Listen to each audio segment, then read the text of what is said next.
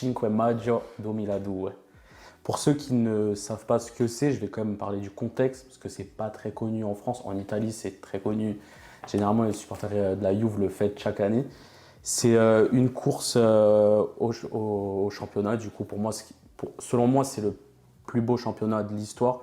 C'est-à-dire une course à trois jusqu'à la fin entre l'AS Roma, l'Inter et la Juve. L'Inter est devant. L'Inter va jouer, j'ai noté, la Lazio accueille l'Inter, la Juve joue l'Udine et la Roma joue au Torino. Il faut savoir que l'Inter, du coup, va à Rome jouer la Lazio et les supporters de la Lazio sont pour l'Inter. C'est ça qui est dingue. Ils sont pour l'Inter car ils ne veulent pas que l'AS Roma remporte le championnat. Et du coup, à chaque but que la Lazio marque, les joueurs sont sifflés par leurs propres supporters. Ce qui est totalement dingue pour le football.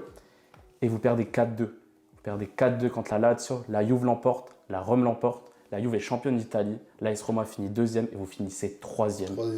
Comment tu expliques ce retournement de situation? Parce que franchement, ça doit faire super mal. Ce jour-là, c'est pas ce jour-là qu'on perd le titre. C'est contre le Chievo. On fait 2-2. Et il y a 2 pénaltys qui n'ont pas été sifflés. Un sur Ronaldo, un sur Di Biagio. Mais des pénaltys flagrants. Après, il y avait des suspicions avec à l'époque la Juventus qui... bon. Avec Moji. Voilà, qui... Faut dire les noms. Il y avait des magouilles un petit peu avec des matchs. Voilà, c'est pour ça que la Juve a eu des problèmes, a été rétrogradée en Série B, tout ça. Et puis donc ce fameux jour 5 mai 2002,